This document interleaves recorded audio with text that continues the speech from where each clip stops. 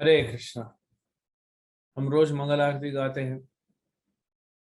श्रील विश्वनाथ चक्रवर्ती ठाकुर उस गुरु अष्टकम में लास्ट में लिखते हैं, यस्य प्रसादात् भगवत प्रसादात् यस्य प्रसादात् नगति कुतो ध्यायन्तुवं तस्य यशस्त्री संध्यम वंदे गुरु श्री चरणारविंदम। मैं गुरु को नमन करता हूँ, उनके चरणों को नमन करता हूँ। क्यों? क्योंकि यस्य प्रसादात भगवत प्रसादो, भगवान को प्रसन्न करना इतना आसान नहीं है। भगवान को प्रसन्न करना इतना आसान नहीं है। बहुत तपस्या करनी पड़ती है, अपने आप को शुद्ध करना पड़ता है। लेकिन भगवान के भक्तों को प्रसन्न करना बड़ा आसान है। तो भगवान ने वो बनाया है। भगवान बोले, देखो मुझे तुम इतना आसानी से प्रसन्न नहीं कर पाओगे, हाँ, लेकिन कृपा तो करनी है तुम्हारे ऊपर, तो तुम एक काम करो, मैं अपने भक्तों को भेजता हूँ, उनको प्रसन्न कर लो, वो जल्दी प्रसन्न हो जाते हैं। तो कोई कहेगा फिर भगवान ने ऐसा क्यों नहीं किया कि मुझे आसानी से प्रसन्न कर लो, ऐसा सिस्टम क्यों नहीं बनाया? वो एक लेवल होता है ना, एक स्टैंडिंग होती है, एक स्टैंडर्ड होता है। भगवान ने अपना स्टैंडर्ड सेट रखा है, हर कोई इतना आसानी से नहीं कर सकता। तो भगवान ने अपने भक्तों को भेजा कि इनको प्रसन्न करो आसानी से और मैं प्रसन्न हो जाऊंगा। यस्य प्रसादात् भगवत प्रसाद।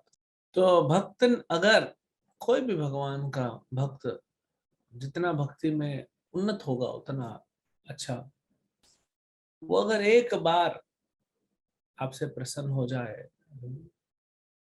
और बोलते बहुत अच्छा, आप बहुत अच्छा सेवा कर रहे हैं, तो समझ जाइए कि कृष्ण आपसे प्रसन्न है। अलग से नापने की जरूरत नहीं है, अलग से पता लगाने की जरूरत नहीं है। आप समझ जाइए कि कृष्ण जो है वो आपसे प्रसन्न है। यस्य अप्रसादात् न गति कुतोपि। और अगर भगवान के भक्त आपसे प्रसन्न नहीं है, न गति कुतोपि, कोई गति नहीं होगा हमारा, हमको कुछ भी नहीं मिलेगा फिर। ये हर जगह नियम है ना। गवर्नमेंट में भी एक छोटा सा ऑफिसर आपके घर में आता है सर्वे करने के लिए, उसको एक गिलास पानी पिला दीजिए, बेचारा धूप में घूम रहा है, थोड़ा खाना खिला दीजिए, वो जाके अपने ऑफिसर को बताएगा, ऑफिसर खुश हो जाएगा कि इनके घर में देखिए कितने अच्छे संस्कार हैं। कौन खिलाता पिलाता है? आजकल तो सब चला गया, और उस पर भी ऑनलाइन होने से सब ये सब क्या हो गया, बड़ा इम्पर्सनल सा हो गया। नहीं तो पहले लोग आते थे, हमने देखा है कि कोई डाकिया आया है, पोस्टमैन आया है चिट्ठी लेके, तो उससे बातचीत होती थी, उसको पानी पूछते थे, कुछ मिठाई देते थे, कुछ खाने को देते थे।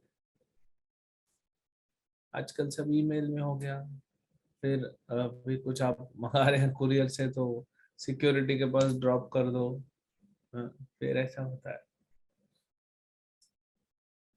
किसी कंपनी में भी कोई मैनेजर है, तो वो अपने एम्प्लॉय को भेजता है, तो अच्छा काम करता है, तो मैनेजर खुश हो जाता है। मैनेजर खुश हो जाता है तो ऊपर उसकी रिपोर्ट जाती है, हाँ, तब उसका प्रमोशन हो जाता है। तो ये है ध्यान स्तुवम सस्य यशस्त्री संध्यम। और तीनों संध्या में, संध्या मतलब सूर्य के जो मूवमेंट है उससे संध्या होती है। जैसे रात है, रात से सवेरे होने वाली है, तो जो भोर का समय होता है, सूर्योदय के पहले जो अरुणोदय होता है, वो समय संध्या कहलाता है। रात और दिन मिल रहे हैं, सूर्य अभी ऊपर उठ रहे हैं, और फिर 12 बजे के आसपास, 12 बजे फिर ये संध्या दूसरी होती है, और तीसरी संध्या होती है सूर्यास्त के वक्त। तीन संध्या, यशस्त्री संध्या मतलब सवेरे दोपहर शाम, क्या करता हूं मैं? हाँ, गुरु के चरणों की वंदना करता हूं।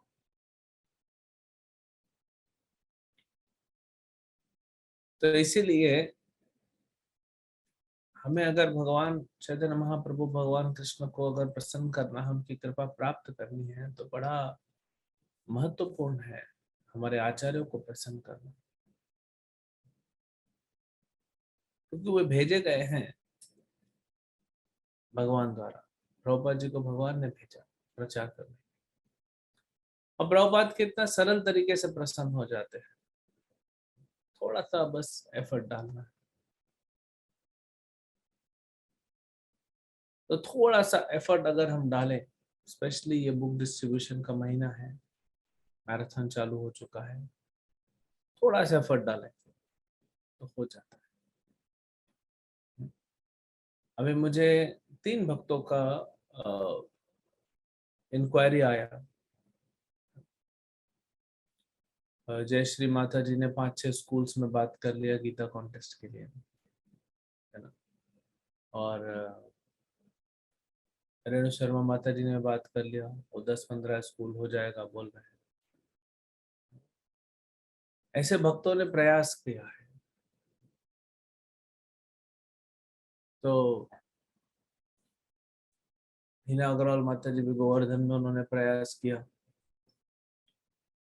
तो हम प्रयास करेंगे तब जाके कुछ होगा। और आप बाकी लोग भी प्रयास किए हैं, मैं तो कुछ नाम ले रहा हूँ, सब लोग कर रहे हैं, लेकिन फिर भी और थोड़ा सा और एफर्ट डालना चाहिए।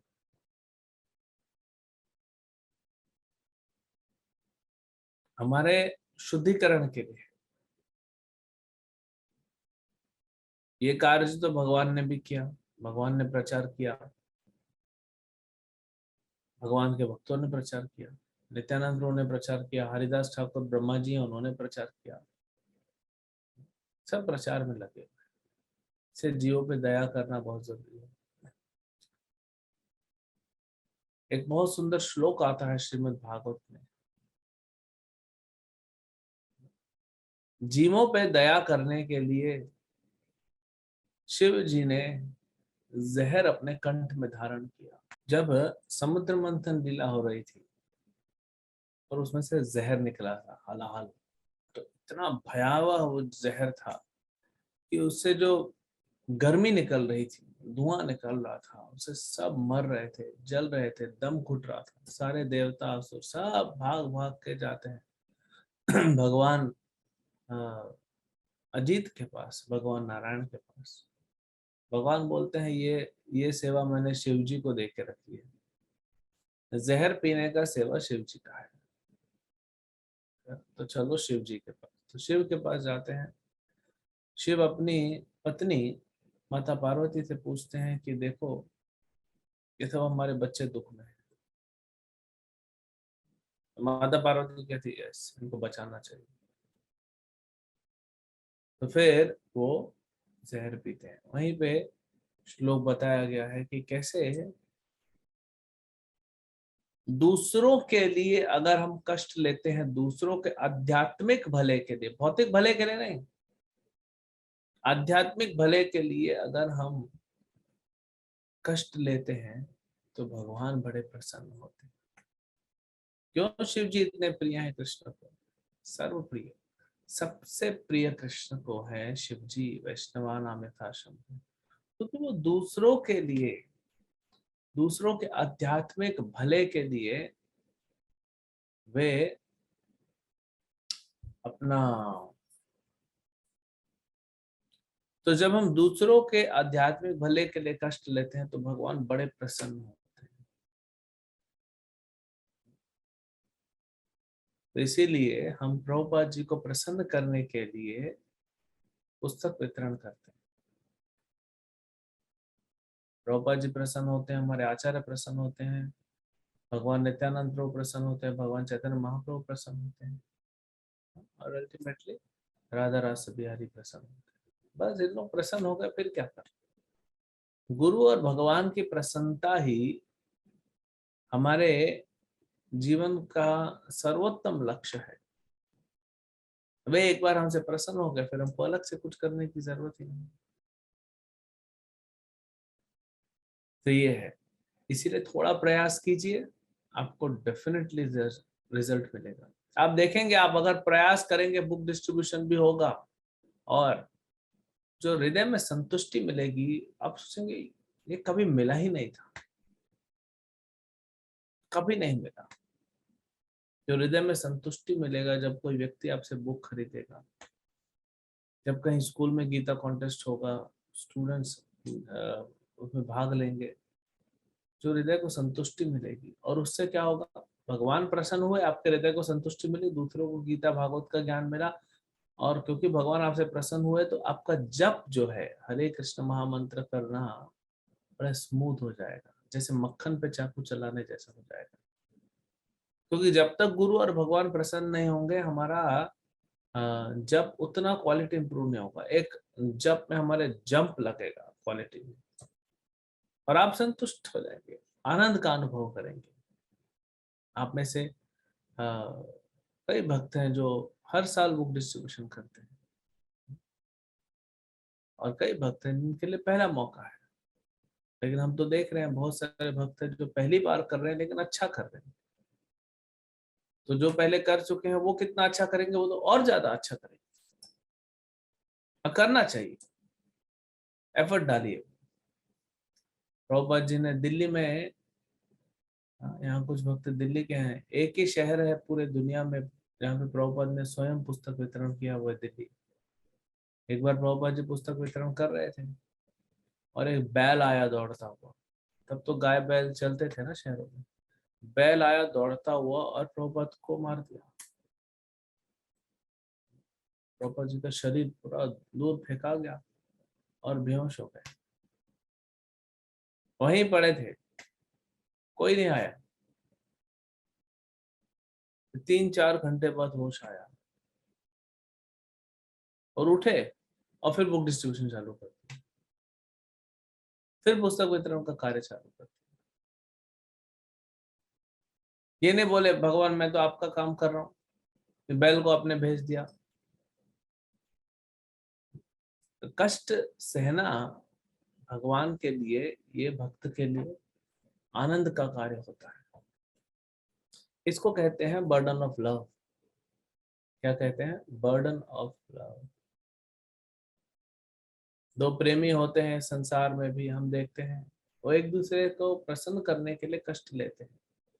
एक माँ अपने बच्चे को प्रसन्न करने के लिए कष्ट लेती है, बच्चा अपने माँ को प्रसन्न करने के लिए कष्ट लेता है। घर में पति इतना क्यों कमाता है? क्योंकि पत्नी और बच्चे, उनको अच्छा सुख सुविधा मिले, इसलिए तो कमाता है, मेहनत इतनी तो करता है, क्योंकि वो स्नेह है। तो ये रिफ्लेक्शन है, ये ओरिजिनल नहीं है प्रेम, ये रिफ्लेक्शन है ओरिजिनल प्रेम का। तो वैसे ही भगवान को प्रसन्न करने के लिए कष्ट लेंगे, मतलब भगवान बोलेंगे हाँ ये मुझसे ज्यादा प्रेम करता है, कोई कष्ट नहीं लेगा, भाग जाएगा। मान लीजिए एक परिवार है, दो बच्चे हैं, पति है पत्नी है। अब बच्चे स्कूल में पढ़ रहे हैं, पत्नी हाउस वाइफ है। अब पति बोलते हैं नहीं मेरे को अभी काम नहीं करना, तो तुम लोग देख लो। बहुत कष्ट होता है जॉब करने में, अभी मैंने अपने लिए कमा लिया है, अपना इंश्योरेंस करा लिया, मेडिकल इंश्योरेंस, लाइफ इंश्योरेंस, थोड़ा पैसा मैंने सेविंग किया, मेरा काम चल जाता है, बाकी तुम लोग देख लो। तो इससे क्लियर पता पड़ जाएगा कि वो पति जो है उसका कोई स्नेह नहीं है पति की तरफ, और पत्नी की तरफ, और उसका कोई स्नेह नहीं है बच्चों की तरफ। ऐसे होते हैं कुछ लोग ना, फिर हम इन लोग को क्या बोलते हैं? गैर जिम्मेदार। ये गैर जिम्मेदार व्यक्ति है, वो कष्ट नहीं लेना चाहता अपने परिवार के लिए। तो हम भी भगवान के लिए कष्ट नहीं लेना चाहते हैं, तो फिर हम भी वही कहलाएंगे। तो कष्ट तो लेना पड़ेगा।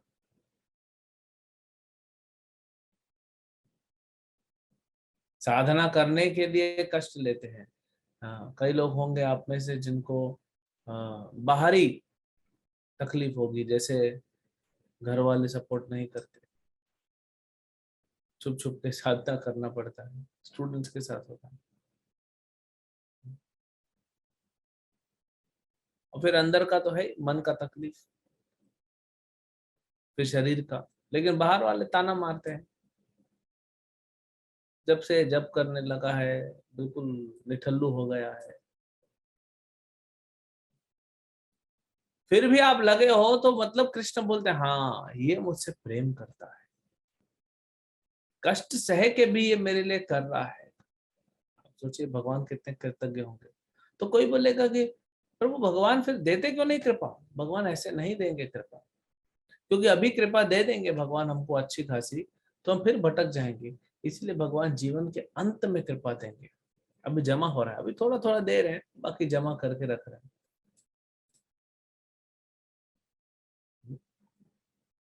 आपके लिए जमा किया जा रहा है, वो जीवन के अंत में मिलेगा आपको। आप किसी के लिए कष्ट उठाएंगे तो व्यक्ति आपसे कितना प्रसन्न होता है, तो भगवान क्यों नहीं होंगे?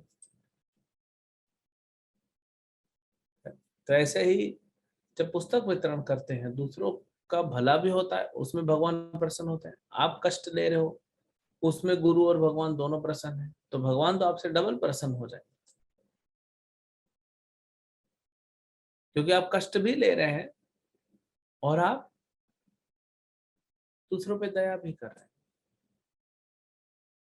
कालिया की पत्नियां, जब कालिया को दंड दिया भगवान ने, बहुत धुलाई किया, मरने वाला था, पत्नी आ गई कालिया की प्रार्थना करने, लेकिन सामने किसको रखती है? बच्चों को। बच्चों को देख के किसी का भी हृदय पिघल जाएगा। फिर पत्नियां प्रार्थना करती हैं और कहती हैं प्रभु बड़े बड़े ऋषि मुनि साधु आपकी ऐसी कृपा नहीं प्राप्त करते हैं।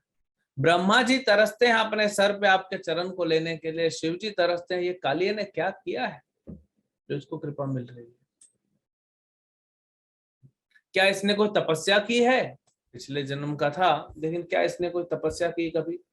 यानी बता रहे हैं कि तपस्या करने से भगवान की कृपा मिल सकती है, लेकिन सिर्फ तपस्या से नहीं, दिव्य तपस्या है। दिव्य तपस्या, भगवान को प्रसन्न करने के लिए जो कष्ट लेंगे उसको दिव्य तपस्या कहते हैं। भक्ति करने के लिए जो तपस्या लेंगे वो दिव्य तपस्या है।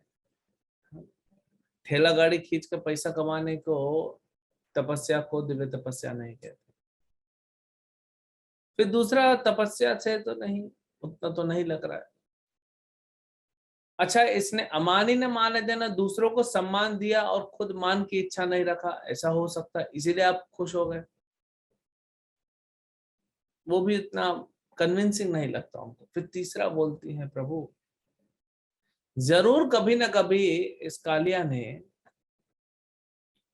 जो है दूसरे जीवों पे कृपा की है, यही कारण है आप प्रसन्न हुए। तो वो भी अपने कंक्लूजन में आती है कि जीव पे दया करने वाले को भगवान प्रसन्न होते।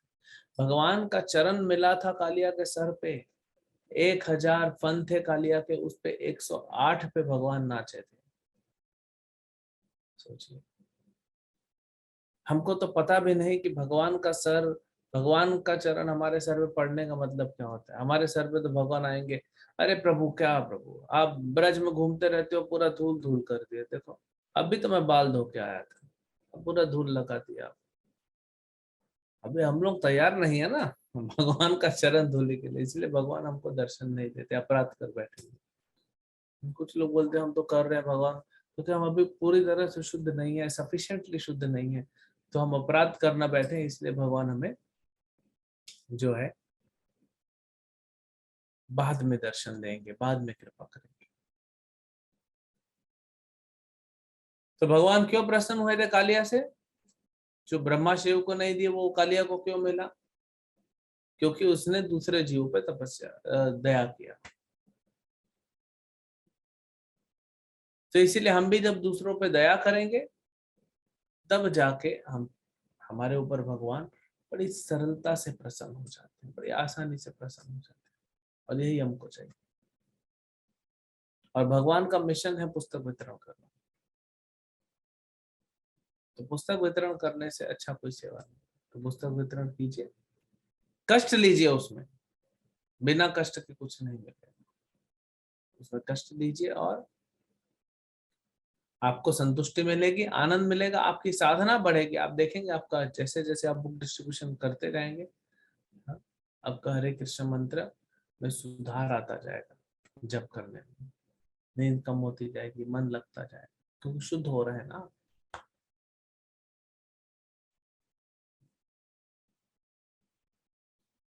तो इसीलिए बहुत आवश्यक है। अलग अलग तरीके हमने आपको बताए। आप किसी को फोन करके पुस्तक के बारे में बताइए, भगवत गीता के बारे में, कहीं किसी को बाहर जाके दीजिए गीता, स्कूल में जाइए, विद्यादान लाइए, बहुत सारे तरीके हैं। आपको वो भी बताया था तुला दान। तो कोई अगर बॉम्बे में नहीं है, नो प्रॉब्लम, आपका वजन कितना है उतना गीता दान दे दो। और रेणु शर्मा माता जी ने ऑलरेडी तिहाड़ जेल में बात कर लिया, बोले प्रभु जी आइए लेक्चर देने के लिए। मैं बोला ठीक है आएंगे। और तिहाड़ जेल में बात कर लिया सीधा। तो गीता में बोला पहले विद्यादान तो लाना पड़ेगा ना, अभी जेल में बांटना है, अभी वहां प्रोग्राम फिक्स हो गया, अभी सभी कैदियों को हमको गीता देना है। तो गीता देने के लिए भी तो होना चाहिए। तो आप सब मिल के विद्यादान लाएंगे तभी तो हम गीता इनको फ्री में दे सकेंगे। तो इसलिए प्रोग्राम अभी रोक दिया, कुछ समय बात करेंगे, लेकिन करना तो है। लोग तरस रहे हैं भगवत गीता के ज्ञान के लिए, और हम देखिए यहाँ बैठ के आराम से महाप्रसाद खा रहे हैं। दुनिया तरस रही है उस अमृत के लिए, और वो अमृत आपके पास है और आप नहीं बांट रहे हैं, कितने बड़े कृपण कहलाएंगे हम। कृपण मतलब कंजूस। कितने बड़े कृपण हो जाएंगे जो अपने पास है वस्तु अमृत, और संसारी लोग भटक रहे हैं, जहर पी रहे हैं, अमृत के लिए तरस रहे हैं, और हम उनको अमृत न दें। कितने बड़े कृपण कहलाएंगे। क्या भगवान प्रसन्न होंगे? आपके घर में अगर 10 बच्चे हैं और एक बच्चे के पास बहुत सारा खाना है और बाकी 9 लोग भूख से तिलमिला रहे हैं, रो रहे हैं, परेशान हो रहे हैं, और ये अकेला बैठ के ठूस रहा है और शेयर नहीं कर रहा है दूसरों के साथ, तो माँ बाप बड़े प्रसन्न होंगे ना उस बच्चे से। आप बड़े प्रसन्न होंगे। प्रसन्न उससे होंगे जो बांटता है। और ये तो ऐसा अमृत है भगवत गीता का, जो आप बांटेंगे तो आपके लिए बढ़ेगा, कम नहीं होगा। इसलिए प्रयास कीजिए अलग अलग तरीकों से लोगों तक पहुंचे और भगवत गीता जी। हरे कृष्ण। अभी हमने आपसे कहा था कि आप सब अपना अपना कोटा बताएंगे या टारगेट बताएंगे, कितना आप करेंगे। ये नंबर लेने से क्या होता है? भगवान प्रसन्न होते हैं। देखो, ये भक्त निष्ठ है, ये बोलता है मैं 1000 गीता करूंगा, मैं 2000 गीता करूंगा, ये निष्ठ भक्त है। और आप नहीं भी कर पाएंगे तो भगवान प्रयास करवाएंगे आपसे, एफर्ट डलवाएंगे, मतलब आपको कृपा देंगे, भेजेंगे किसी को गीता लेने के लिए। और मान लीजिए नहीं हुआ टारगेट, कौन सा फांसी पे लगा रहे हैं? प्रभुपाद जी बोलते हैं छोटा सा टारगेट लो, उसको अचीव भी कर लिए तो कोई बड़ा नाम नहीं होता, बड़ा टारगेट लो। इसीलिए प्रभुपाद जी बोलते हैं एम द राइनो। राइनो मतलब गेंडा। गेंडे को पकड़ना इतना आसान नहीं है। प्रभुपाद जी बोलते हैं गेंडे को पकड़ने जाओ, अगर पकड़ लिए तो दुनिया में वाहवाही होगी, और अगर नहीं पकड़ पाए तो लोग कहेंगे हाँ देखो, गेंडे को पकड़ने गया था भाई, इतना साहस तो किया, हिम्मत तो किया, प्रयास तो किया। इसलिए एम फॉर द राइनो, इसलिए टारगेट लेंगे और फिर आगे बात। कुछ भक्त पूछ रहे थे गीता कॉन्टेस्ट का। तो देखिए, आप इतने सालों से जप कर रहे हैं, गीता भागवत पढ़ रहे हैं, सुन रहे हैं, प्रसाद खा रहे हैं, तो सिंपल सी बात है कि प्रिंसिपल को या वहाँ के टीचर को कैसे समझाएंगे आप?